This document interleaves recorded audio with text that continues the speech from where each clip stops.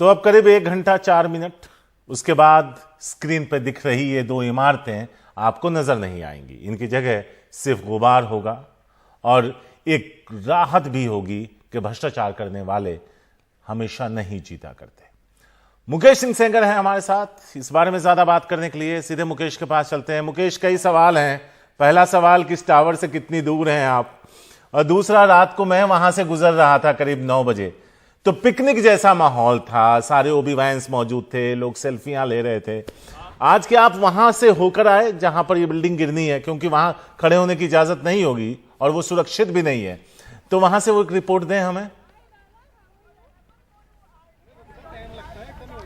देखिए शारिक, मैं जहां पर हूं ये जेपी फ्लाईओवर है और यहां से अगर मैं बताऊं तो टावर की दूरी करीब 450 मीटर दूर है। यहाँ से दोनों टावर करीब 450 मीटर दूर हैं, क्योंकि पुलिस ने आसपास के रास्तों को बंद कर दिया है। ना तो मीडिया के लोग और ना ही कोई आम लोग अंदर जा सकते हैं। केवल जो लोग इस ऑपरेशन में हैं, जो एक्सपर्ट हैं, जो ट्विन टावर गिराएंगे, केवल वही लोग अंदर हैं, बाकी कोई भी अंदर नहीं है। तो सबको बाहर निकाल दिया गया है।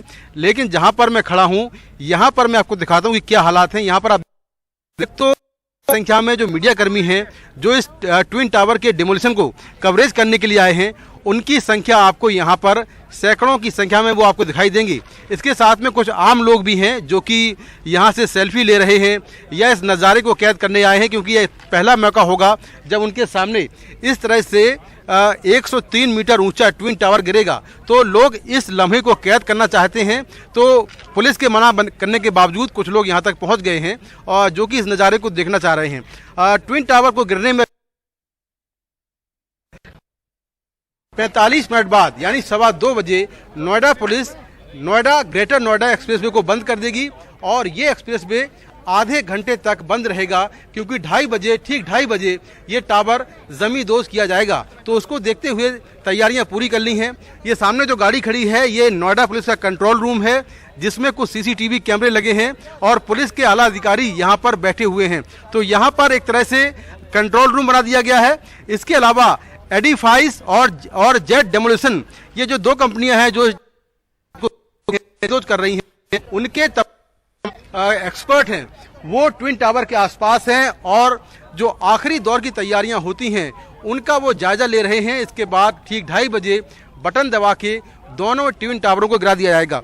अगर मैं बात करूं तो ट्विन टावरों में करीब 9,600 ऐसे होल हैं, जिनमें करीब 3,700 किलो विस्फोटक भरा गया है। और एक तरह से ये विस्फोटक जो पिलर्स हैं, हर एक फ्लोर के बीच में जो पिलर्स हैं, उनके पास में रखा गया है। और जैसे ही पिलर विस्फोट होगा, ये पिलर बीच में टूटेंगे और अलग अलग फ्लोर एक साथ नीचे आएंगे। हालांकि विस्फोट बहुत ही माइक्रो सेकेंड के डिस्टेंस से विस्फोट होते हैं, लेकिन वो मालूम नहीं चल पाता है और लगातार एक के बाद एक ये सारे जो फ्लोर हैं वो नीचे आएंगे। अगर मैं आसपास की बात करूं तो आसपास जो सोसाइटीज़ हैं, उन सोसाइटीज़ को खाली करा लिया गया है। और आप देखें कि सोसाइटीज़ में जो बालकनी हैं या जो दरवाजे हैं, उनको बड़े बड़े पर्दों से, बड़े बड़े कपड़ों से ढक दिया गया है, ताकि वहाँ पर धूल न जाने पाए। सभी सोसाइटीज़ में करीब 7,000 लोग रह रहे थे, जिनको सुबह 7 बजे ही यहाँ से अलग कर दिया गया है, यहाँ से अलग भेज दिया गया है। पालतू जानवर हैं, वाहन हैं, वो भी यहाँ से सभी हटा लिए गए हैं। सोसाइटी के लोगों से कहा गया है कि अगर हालात ठीक रहे तो सब लोग फिर 4 बजे वापस अपने घरों में लौट सकते हैं।